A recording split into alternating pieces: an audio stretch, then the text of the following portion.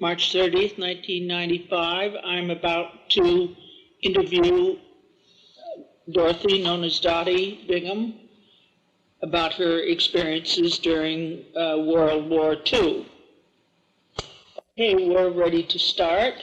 Now, let's see. You were born in over the line in Yonkers, but I guess you lived all your life here in Hastings. Is that right? Yes, I did. Only went to Yonkers because we didn't have a Hastings hospital.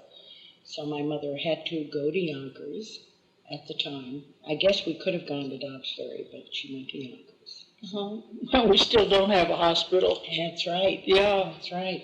So let's see. How old were you when the war broke out? 1941, with at least when the United States entered the war. Well, I must have been in 1945 I was 16, so about 11 or 12. Yeah. 11 or 12. And I do remember I was just a freshman at Hastings High School because I'd gone to St. Matthew's, and I graduated from there and then entered high school. And I believe that was in September of 1941. Were you aware of the war in Europe? Well, yes, I was, because I had two brothers, and my brothers, as well as most of their friends, were very interested in talking about going into the service and things like that. So we were, plus the fact that, well, as I said, the general interest, I certainly heard about it and talked about it a lot. Did you talk about it in classes in social studies or American history? Well, I'm trying to think now. If I graduated in 45, so I must have gone up to the high school in September 41, right? So, yes, I guess we did. Or did I go up in 40? 1940, isn't it terrible? 41 was June, and I graduated in 45. Now, I guess I went up, and so we definitely were talking about the war and things. I do know that the older students, those of us who were in the high school, when they began to have sirens and air raids and things like that, we were assigned certain children to take home. Younger children. Younger children, and I was part of that group. We also went to Red Cross. It was kind of a thing where we did kind of war effort things, and they sold war stamps, and bonds. What was it, a junior Red Cross? Yes, it was a junior Red Cross, and we went in and we did things, and we gathered supplies and things like that. Did you make things? Did you knit, or were you too young to knit? No, we did do some knitting, and I'm not sure whether the school, what they did with them. I don't remember scarves and things like that.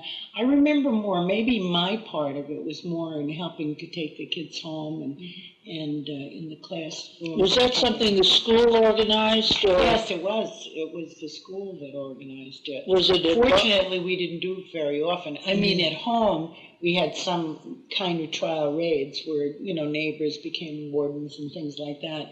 But it wasn't often in school, but occasionally they did, I guess, like the same as having fire drills now, I would think. Yeah. It was, an air raid type of thing. So we would line up in the lower corridors where there weren't windows and things like that and gather there. And then if it were that they were able to be sent home, we would take them home. And maybe we only did that 2 or 3 times just to see if it were that it came up, that we would be able to get them down the hills or whatever. Were they kids, younger children that you knew? Yeah, well, they were younger children. I don't really remember too much about whether they were particularly people, but most of the kids I knew anyway, but they were the grade schools that I'm talking about. At that time, Hastings only had one building, physical building. Oh, okay, I was just going to ask about that. Yeah. So they were physically close? Yes, we were all together, K through 12. And that was the old Farragut building? The Farragut building and the wing of Hastings High School. That was built when I was a student. And there were probably first graders, kindergartners? Yeah, there were kindergarten and first grade, and they went up to, as I said, it really didn't occur very often, but I do recall that it existed. And I don't remember exactly why or under what kind of conditions, but they certainly did. And we discussed things like that in terms of panic or getting home. It seems to me that we have among our artifacts a kind of a badge that the young children wore around the neck that gave their address. An ID. Yes. Yeah, an ID, that's what it is. And now we're younger. We didn't in high school. No, but the young children did. The young kids did. Yeah. And it's interesting, we had nothing like that in my school. Yeah. Well, I wondered if it was because we were so close to New York and the port of New York. I don't know. I don't know, I wondered too. And Anaconda was in town. Yeah. So I have no idea. And, or whether it was overzealous people who thought it was a good idea, and it certainly was. Was it a volunteer? Yes. And you mean for the older children? Yes, if we were interested in helping out. Yes, we did. Well, that was an interesting program. Yes. And as I said, it doesn't seem to me it came up often enough. I mean, I only remember on 3 occasions, I think, of doing it. So I don't know why. That I graduated in 45, and by then things were different. So I'm not sure whether it was the heart of like 43, 44, when it was that we did it, or whether it proved to be worthwhile. Maybe it was a trial kind of thing, and they didn't feel the need or what. Because I do know at home in the evening, occasionally we had blackouts. And even those are somewhat vague, so I don't know that we did it often.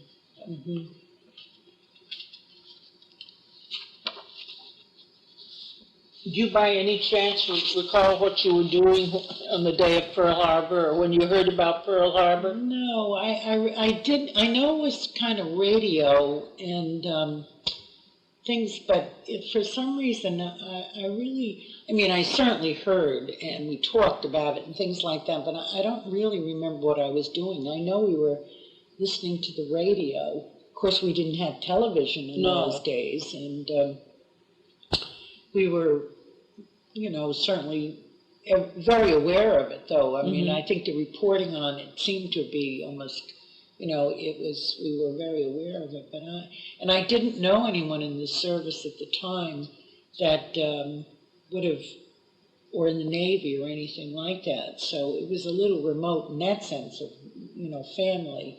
But we certainly heard about it and couldn't believe that it happened, It was an awful kind of a feeling to have that.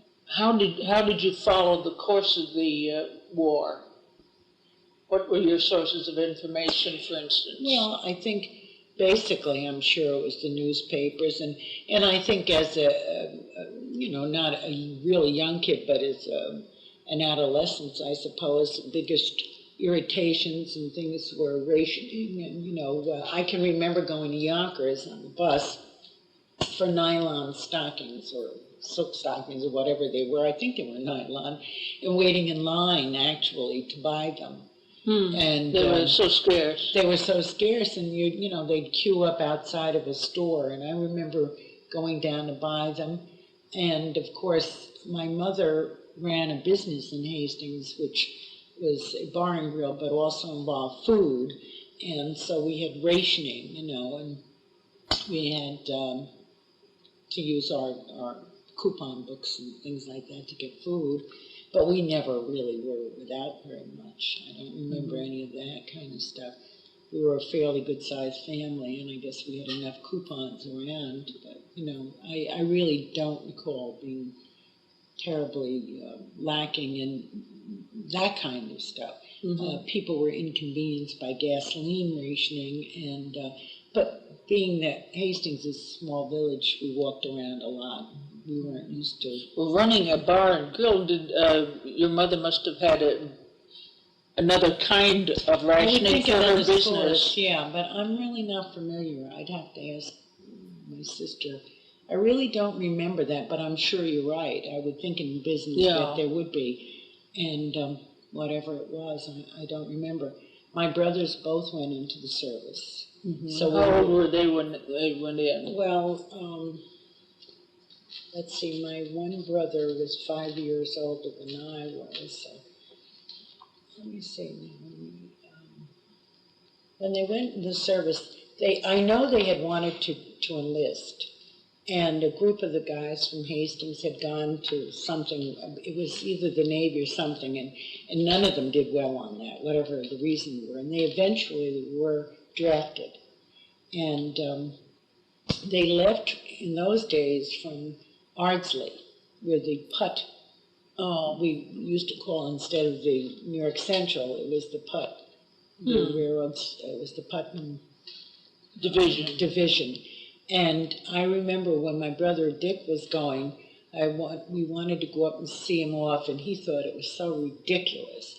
But I guess I had seen too many movies or read too many books because I wanted to go up and see him off, and I did. The local organization, I don't remember who that was, but I remember gave them like a little thing, and I really don't remember who it was, but like it seemed to me there was toothpaste and little sundry little kinds of things, like a little box or a little package or something. But I remember going to see him, and he ended up in regular, it was anti-aircraft, I think, and my brother Frank went into what was considered the Air Force, but it wasn't the Special Air Force. He became as a draftee, went into, and he was ground personnel. And my brother Dick ended up in Germany, and my brother Frank went to Saipan, I think it was. He was in the South Pacific. But my brother Dick was during the time of the Ruhr invasion. Now, the Ruhr Valley, I think he was 21 when he was overseas. So chances are he'd gone a year before that, maybe into the service. My brother right after high school. I would seem that way, because I think he was 21 that year that he was overseas. And we used to get V-mail from him. And my brother Frank, I think, went after that. And he was younger than Dick, so I'm not quite sure. Martha's better with those kind of details than I am. Could ask her to be more specific. But one of the things that I thought was interesting in my experience, I was a senior the year of 1945, and they had given the opportunity, from my understanding anyway, that the boys who were part of our senior class, who were in good stead and felt they wanted to go into the service at the time, could leave before graduation and receive their diploma. And several of the boys did. Oh, really? So before the June graduation, some of our classmates had already left school. And they did get a diploma. And they did get a diploma. Did they have to take a regents or some sort of... I really don't know the details of how it was awarded, whether they had to write a paper, whether there was whatever. But I know they had to be in good stead. It wasn't that they could have gotten a diploma without, And then we graduated in June, and then I began to work at the high school immediately after. Actually, I was in the Board of Education, and returning veterans then, after the war was over, returning veterans were welcomed, if they wanted to, come back and go to school, and several of them did. And these were more, I would think, some who actually needed to have some courses, because they came back and stayed with us for a year or two. I recall at least 3 of them coming back to graduate. Did they have a hard time adjusting? Well, they were older and having gone through. I certainly didn't see them in the classroom situation, but they were nice enough fellows, and I never heard anything other than that they were there. We would see them, and as far as I know, the adjustment was okay. I really do. The other thing, then, is the boys from Hastings were returning, being a young woman at the time. Mrs. Connell, you've probably heard about that or have it in your No, I'm not familiar with that. Mrs. Connell was a local lady, and I don't know whether she was part of Recreation Department in Hastings, whether it was all volunteer. I really don't remember that. But I do know that on Warburton Avenue, right across from St. Matthew's Church, where Bob Schnibbe's garage is now, the part of the building that is more houses, the garage was a little bit separate, and they had like I think they actually sold cars in it. It was like a display for cars, I suppose, but it was sort of a showroom. Showroom, exactly the word. And it was kind of just a large open building. And it wasn't being used for that at the time. Mrs. O'Connell, Chris Connell it was, Mrs. Connell. I think she was Ona Connell, I think was her name. But anyway, she'd established, I would say loosely, a USO, but it was not an official. It was a Hastings. I think Anne Schnibbe mentioned that. Ora Connell, her name. Ora Connell. I think Anne Schnibbe called it a canteen. Canteen, that's probably what it was. And she approached me, I'm sure among others, to make myself available, come in the afternoons when I had the time to play ping pong and talk to the boys that were coming home, and they had either they had a Victrola or jukebox or something. I really don't remember exactly what that was, but I know they had some ping pong tables and things. And I did. I used to go in there often, and when my brothers came home, and then Charlie, and we used to go in there. I'm not sure how long that lasted, to tell you the truth, but I think by the time I was about 17, which would have made 45, I became 17 in October of 45. So I guess it was the following year that most of the boys started coming home, like after the first of the year. Right. I would think it was like 46.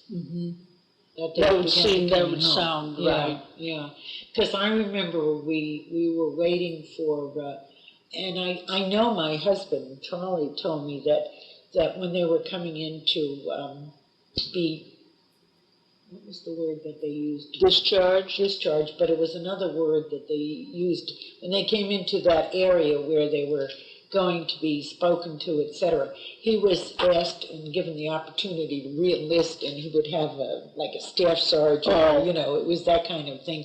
So some of them, they tried to, I guess, entice them to come home, and he just couldn't wait to get back to civilian life. Yes, so he wasn't interested. But they all more or less came home around the same time. So they did. They did. It seemed to me that they did. See, all of the men I really was close enough with were all in the Army, so I'm not sure about Navy or Marines. Well, now, you would have been a senior when VJ Day. I had already graduated. Yeah, but VE Day, you were still in school. That was in June. That was in, VE Day was in May, I believe, May 5th? May 5th? I was thinking it was June 6th. No, that was D-Day. May 5th, Yeah. Yes, I was. I was there until we graduated. And then Can you remember did the village, was there great excitement? Was there any kind of celebration? I remember more the August. Seems to me in Hastings it was quiet, but I really don't know. Well, how about VJ Day? Well, I was in Rockaway at a beach when that came through, and I was just telling a friend of mine today, it was absolute bedlam. And I remember that so much more than I do, the May, and I don't know why I do it, other than it was so crazy. Well, it really meant the end of the war. I guess so. And what happened there at Rockaway, there were a lot of, there was a Floyd Bennett Field nearby, and I think several naval.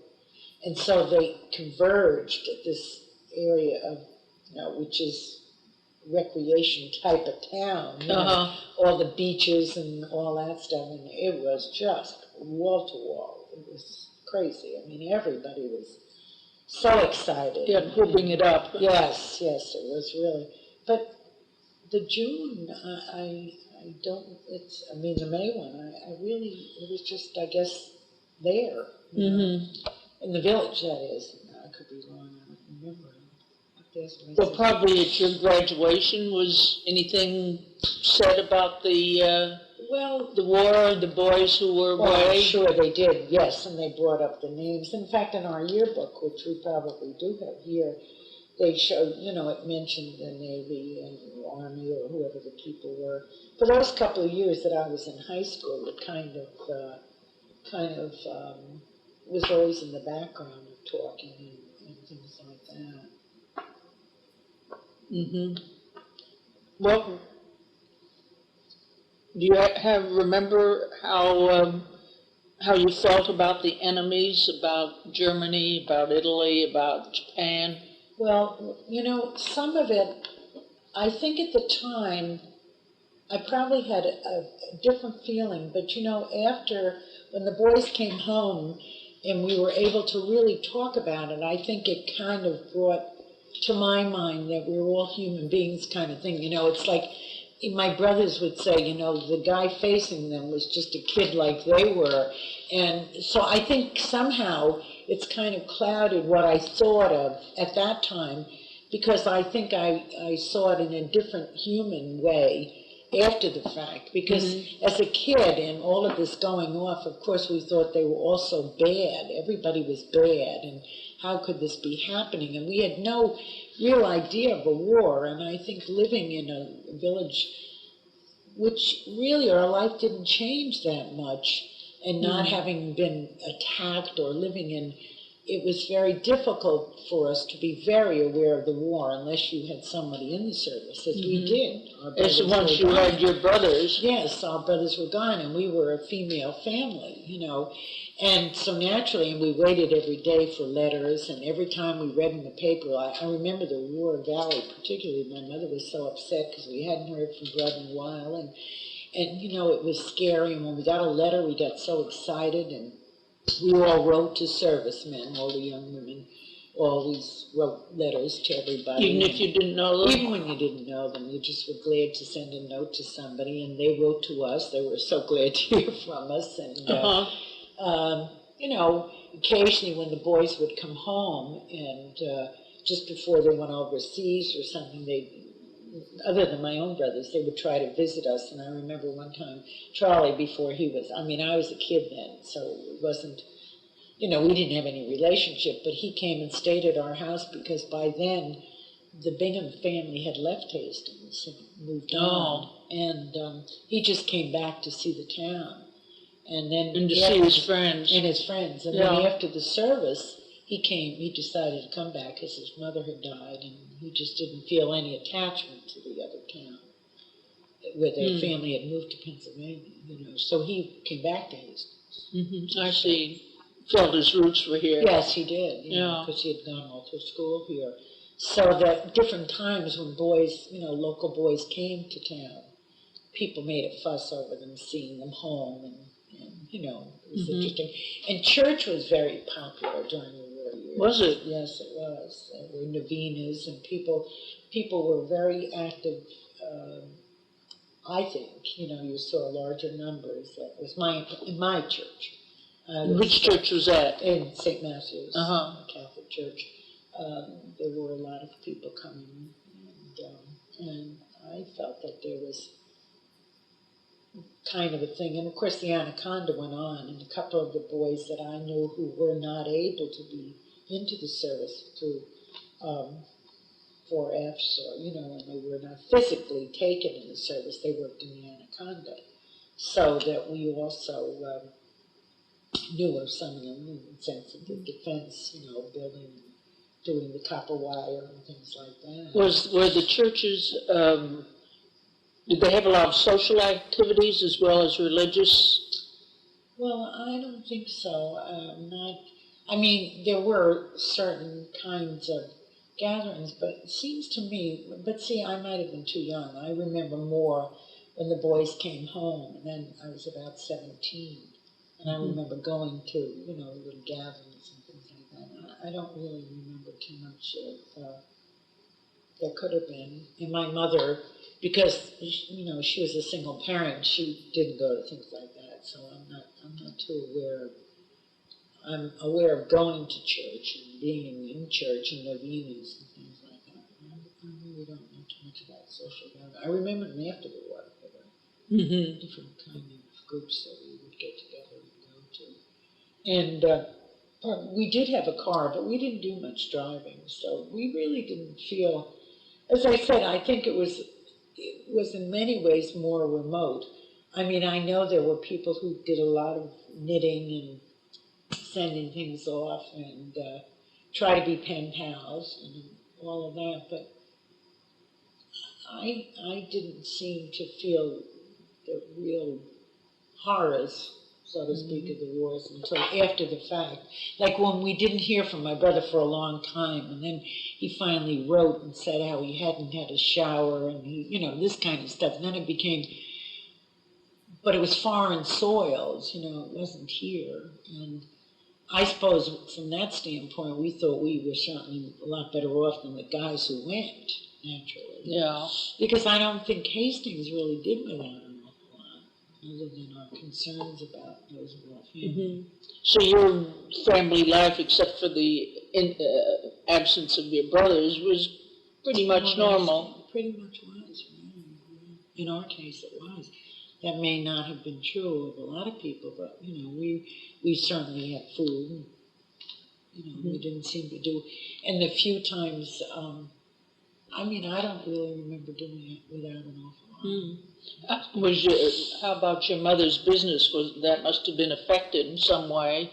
Well, yes, somewhat, but then again, we have to remember the Anaconda and those places were very busy. Yeah, that's true. So. It was a bar as well as a grill. So she didn't feel the loss, particularly of the young man. Not really. The business was there. That was on Spring Street. Yeah. Where the health food store is. Yeah. How were dating and marriage plans affected, or were you too young to? I was too young for that. I do remember one of the things that I thought was interesting when we were in school. I remember some of our teachers left. Oh, did they? Service, and I remember at one point, one of our local man who probably had finished a career in another field, returned and became a teacher, and that was Mr. Bob Scharf. S-C-H-A-R-F? I think it's S-C-H-A-R-F-F, I think it was. All right. His daughter is still a local person, but I think he came to help fill in, and because some of the men left to go into the service. Were they probably drafted? Or volunteers, I was a student, so I didn't have that information. But then after the war, some of them came back because I do remember one time after because I was working in school then, when they began to find there were more applications from male teachers then, because it seemed to me, in my memory, I'm not sure it's factual, but there were more women teachers in Hastings High School when I was a kid, but there were very few men teachers. There was a male coach, and a couple of the teachers. But after that, it seemed to me that it became more of probably an equal kind of a thing, So that might have been because of the war years, I would think. Yes, I was 2 years in high school and during the war, but most of the male teachers in my school were older. So they wouldn't have been called for that reason. Right. Well, I remember 3 or 4 who went in the service, so they must have been of an age that we saw them, go up to. And as I said, I remember after the war, Dr. Hopkins was the superintendent when I was working there. And I remember when they began to look or need teachers or whatever, that there was more of an influx of male people coming along. And I think probably prior to that, it seemed to me we really didn't have very many men teachers. Were you aware of the role of women changing your mother was a working woman, which Yeah. was rather unusual at that time. Yes, But it how was. about your friends' mothers? Did any of them work at Anaconda Yes, or yes. take on jobs that they hadn't before? Well, there were a couple who were down the Anaconda. My immediate friends' parents didn't. I mean, my immediate friends were, as I was, like the young one in a bigger family, so their parents were older. See, my mother also, but my mother had a business, so it was established. I mean, she was doing it anyway. Yeah.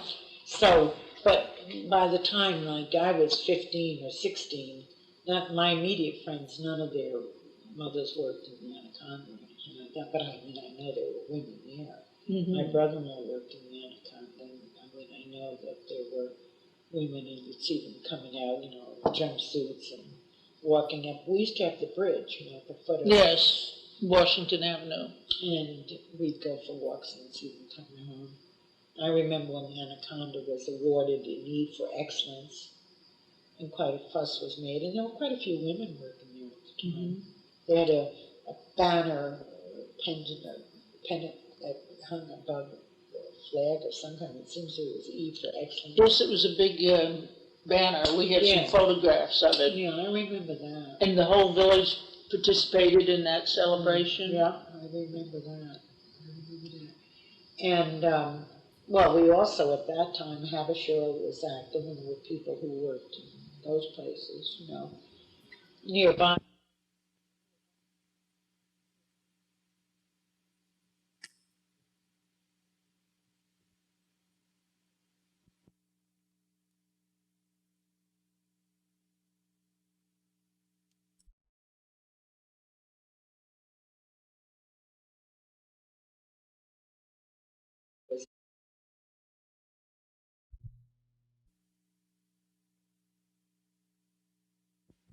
Lynn, Yeah, yeah. So that was another source. And the other thing, too, that buses, we used buses a lot in those days, you know, where today nobody rides bus. I mean, I don't know they still, I'm sure they do still. yeah. But we definitely did in those days. Or take the train to Yonkers. We'd go down and get on the train. Uh-huh. You know, I don't think too many people use it that way. You know, you're either going into the city or you're something. But we did. We used to jump on. My mother would give us $1, and we'd go down to Yonkers. And, we'd go in and out with 5 and 10s and have ourselves a little snack or something on a Saturday afternoon, you know. And we used to love it. We loved that. It was fun. The Bonacci bus, I just saw one of the Bonaccis died. We used to get on the bus here on Main Street where Coots's used to be the bank, that granite building on Main Street. Oh, yes. And the bus stop was there. You get on it and you go all through Uniontown and all through up Broadway and through North Yonkers and all around down into Getty Square. And as young girls there, we used to smile at all the young men coming from Yonkers. Some of those were service people, you know. Yeah. It was the usual, but we liked that bus ride. But, I think it probably was very typical of small towns in Hastings.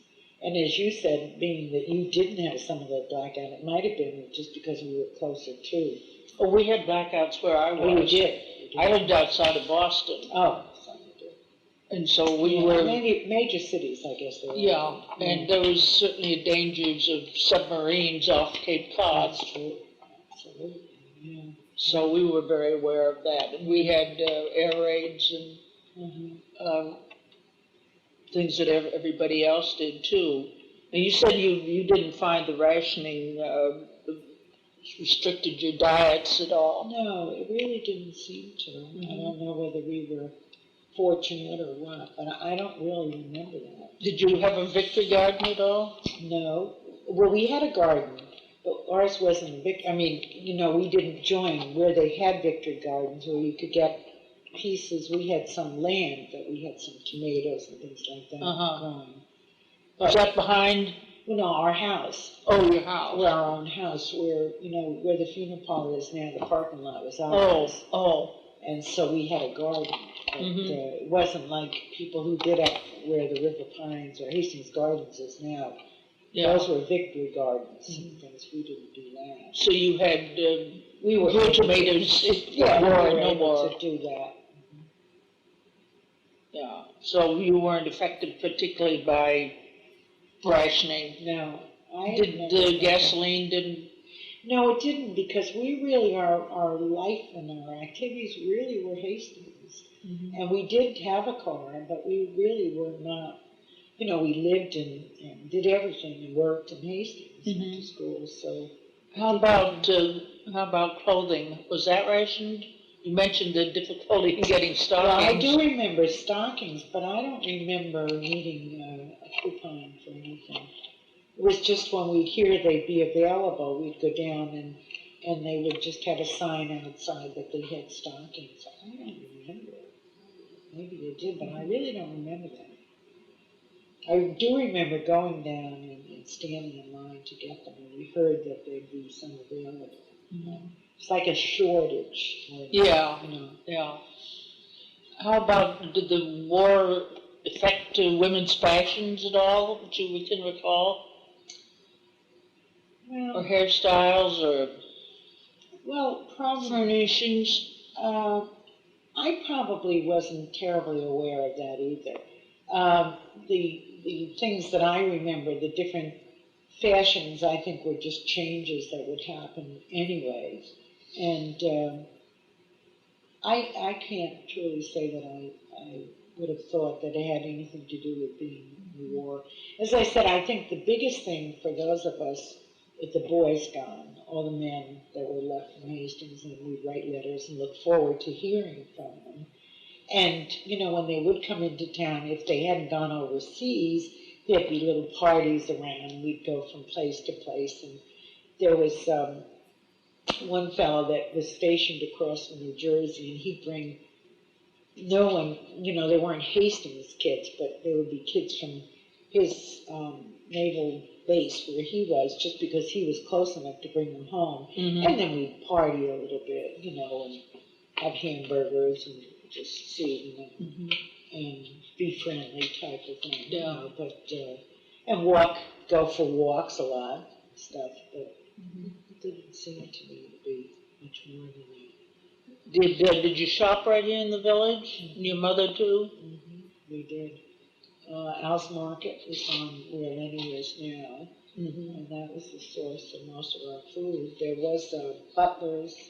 I'm not sure if that was there during the war, and there was a small A&P, but I think that was definitely after the war. Was there a black market that you were aware of? Well, if there was, I wasn't aware of it. I guess it never involved me. Yeah. And none of us smoked, so we didn't, I don't know anything about the cigarettes.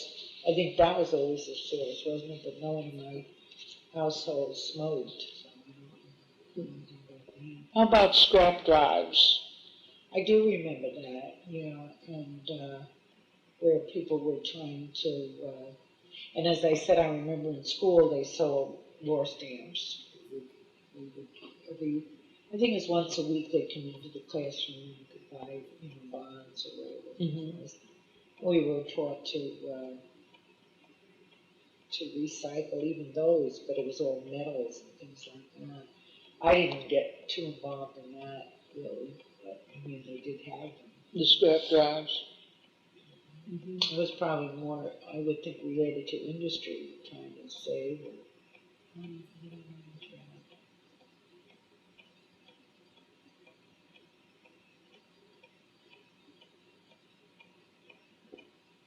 And we mentioned the air raid earlier. Did you participate in any of those raids? Well, a couple of times I was part of a group who walked little kids home. I remember walking kids down Washington Avenue from school.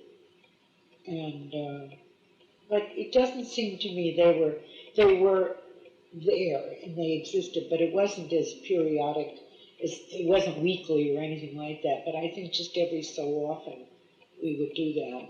And I remember going to club meetings where, they would talk about things, and if they needed, the younger children needed any help or anything. there certainly was a war effort. And I remember after the war, working in school, that what was her name? Lady, she came from Hastings, England. And at that time we collected clothes. That was one thing we used to collect clothes to share and to bring in to recycle in the sense. They didn't call it recycling in those days, but we used to collect clothes.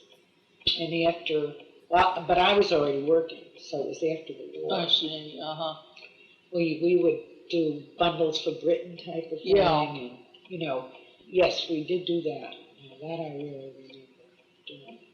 And, I think we even got a plaque kind of it. yes, there is one that's down in the Well, I know village there was hall. one in school even, but Yeah. I mean, I think it was for our help too. Did you have a pen pal in England? I didn't do that, no, I wrote locally, but I didn't do a pen pal, but I know they did. The kids did. Yeah, well, that Joan Minnis we were talking about She did. earlier sent us a copy of a letter that she came across from her English pen pal. Yeah. See, I think Joan was a little younger than I am. So maybe that was the difference there. But you remembered the bundles for Britain. Definitely did. I definitely did that. And I remember when the English, it was Lord, that wasn't Lord, it was Lady somebody. Yes, I believe we have a photograph Yeah, of you that. must, because Miss Davy was very active Yeah. in that. And I remember her coming and it was definitely hands across the ocean feeling. But I remember bundles for Britain. We gathered things.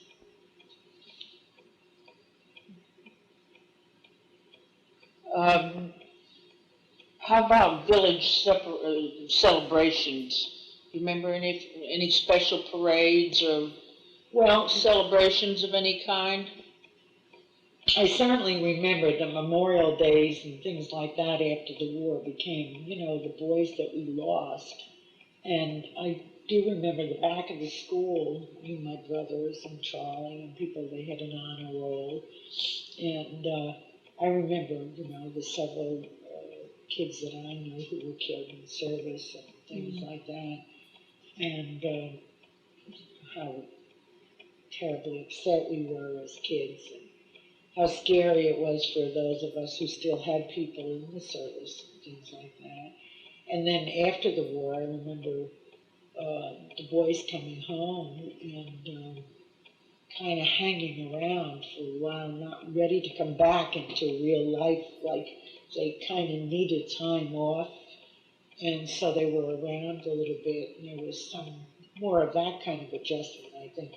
Isn't there a club 5220 or something like that? 5220. And a lot of the boys were just $20 for 52 weeks. Right, and I think they just came, my brothers came home to a business, so it wasn't really, but, and they did come home to work, they did. But it was like a lot of people had a lot of probably need to just hang around for a while, in a calm environment. So that, but afterwards, the parades and the VFW became more active, the men who were in the service and things like that, I'm sure. Parades for a while, and we used to have, I guess we still have the parades, but it seemed very close to the war and after that it was very moving, extremely moving, that they would blow the taps, and it was so recent, Yeah. Where now, I'm sure, still is a concern and sadness, but at the time we were very aware of it. Do you remember any physical changes that took place in Hastings during the war? Well, there certainly was an absence of men around, and that kind of thing we noticed. But wouldn't that have affected the volunteer fire department? Well, I was just going to say, when it came to things like that, I remember in my later years, the men would actually leave their stores. And I can remember sitting in an ice cream parlor and different shops where they would leave them. And those of us who were there would leave our money or sit and wait for them to come back. I mean, they would actually, because it was such a probably skeleton crew, that they really would just take off and leave. And we would just sit and wait for them to come back from the fires and things. I do remember that.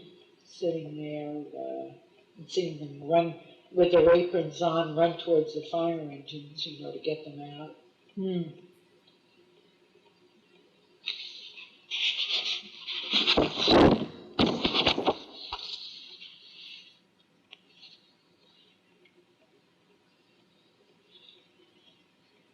See, you mentioned taking the bus down to Yonkers to have a bit of fun.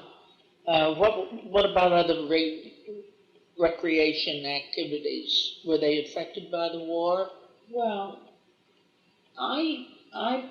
we had a movie on and off. I don't remember whether the real war years we had a movie, but we either had one in Hastings or Dobbs at different times. So that was probably more or less the extent of, and I was a person who rode a bike and always walked a lot and stuff. And I really probably didn't leave Hastings very often. It was a very quiet time. But when we went into Yonkers, you'd see a little more activity, because at that time the few activities that we had, like the boats in the Hudson River and things like that we did, we were all kind of not in operation. So it was quiet around, but So movies were about it for us. We'd go up to, either we'd walk up to Dobbsbury, we had it in Hastings, but I can't remember exactly. I know at different times in my, adulthood that movies were open and closed, so I'm not sure. I'd have to check that out myself. I think it was open during the war in Hastings. Was it? I think it was. Yeah, I'm pretty sure. From what other people have told me, there was a movie in Hastings. Yeah. Were you affected at all by doctors and dentists leaving? No, but I do know one of the stories that I thought was kind of neat. My brother Dick was in, I believe at the time he was in Germany, and he was notified that he was asked to report to a particular place at the time, whatever it was. And I remember Brad saying, oh, he wondered what happened, what he had done, or did something happen in the family, or whatever it was. And he really, with some trepidation, walked into the office that he was supposed to report to. And who was there but Bill Ryder, who had been the dentist on Olinda before Dr. Fox. And they were a family, a Hastings family, where Mommy and Mia's was a great big general department store type of writers, and they've been many years here. And Bill was a local dentist who had gone in the service, and I think he was a captain. But he had made a point, at least that's what Brett told us, that he'd made a point whenever he went somewhere, he'd look at the roster to see if he saw anyone from Hastings. And then if it were possible, he would ask to see them. And so my brother saw him because he made the effort, which I thought was very neat. That must have been a wonderful experience. It was wonderful. And my brother Frank, on the other hand, he was in the South Pacific, and he was walking down a mud, he said mud, it wasn't even a street, but whatever it was. And he said somebody was walking toward him, they used to say GI. He was walking toward him, and he looked at him, and he walked past him, and stopped, and went back. He said, are you from Hastings? And my brother said, Hastings? And he said, yeah, you from Hastings? And my brother said, yeah, I'm from Hastings. He said, I used to go up to a little bar on Spring Street. So my brother said, oh. And he was a fellow from Yonkers. And he just recognized my brother. Yeah. So my brother wrote back, and he said to my mother, it's humorous, like, wow, your fame has reached Saipan. That's great. But it was just so funny that he I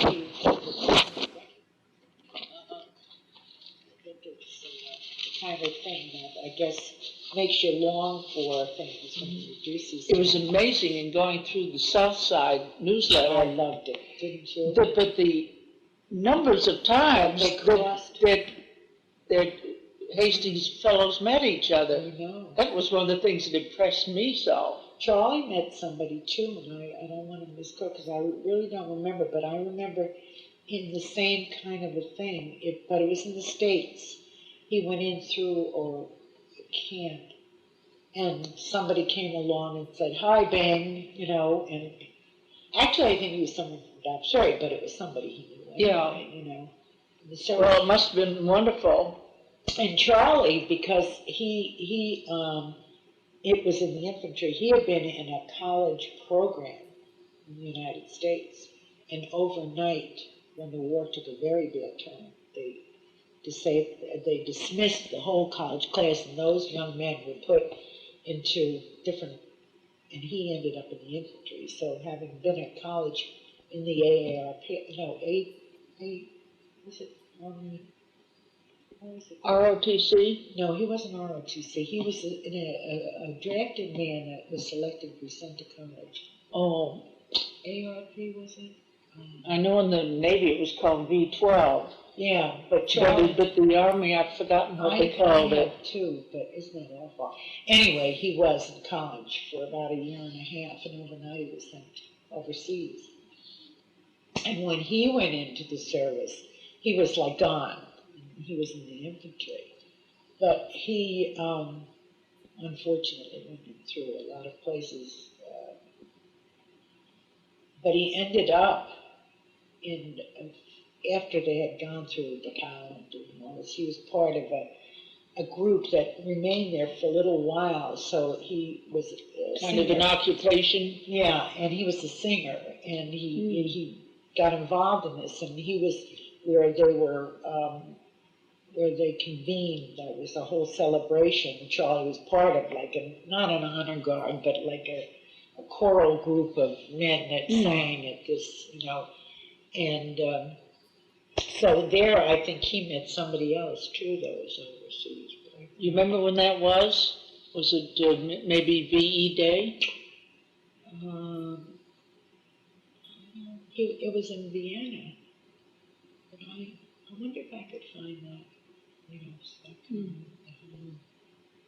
It seems to me it was the four country. It probably was, because I think was when the Allies all gathered, and I think that's when Yes, he was part of Vienna was occupied by the Russians. By Russians, French, British, and Americans. I think that was it. I remember when I was there after the war, you would see jeeps driving around with with 4 men in it, one from each of the contingencies.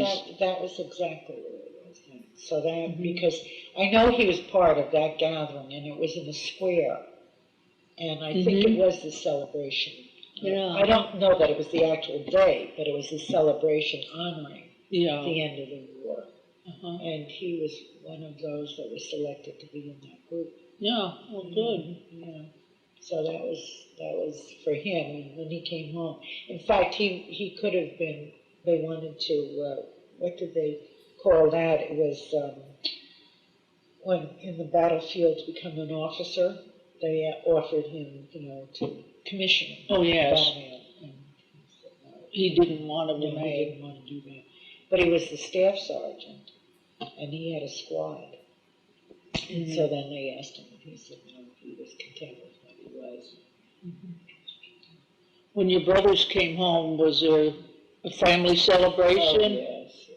My mother took my brothers, both of them gone. She took it pretty hard for a while there, She kept saying one of them should stay home, but they said no. They didn't want to. So I remember one Christmas, we kept a Christmas tree up until, maybe that was when Brad was coming home, February or March. I'll have to ask Mom. We watered it every day because my mother wouldn't take it down till he came home. And it stayed, believe it or not. Did it? It did. It really did. I'll have to ask Martha, but I know it was a long time. Every day we put water on it, and my mother kept saying, no, we're not taking it down till he comes home. It was probably Brett, because Brett saw much more action than he did.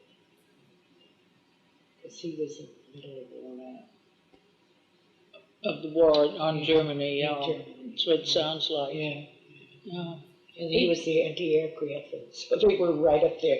Him and Charlie were really more or less, where Frank had been in, as I said, ground business in the Air Force, but basically clerical help type of thing, He just, through luck or whatever it was, but he was just moved along in different ways. Yeah. So he wasn't in the fighting action. Yeah. Well, I think you have a good memory. Well, I do some things, and some things I'm embarrassed that I should know better, Well, but it happens. Yeah. It's a long time. Well, I know, it's 50 years. And the thing is, often I'm sure, is that we don't think at the time we're going through it to put it into the proper place, that it will ever be important to us, And that's some of the things that I think disappoint me when I wish I remembered things or at the time paid more attention to things. Well, I'm in the same boat with you. But thank you very much. Thank you. We're glad to have this tape, and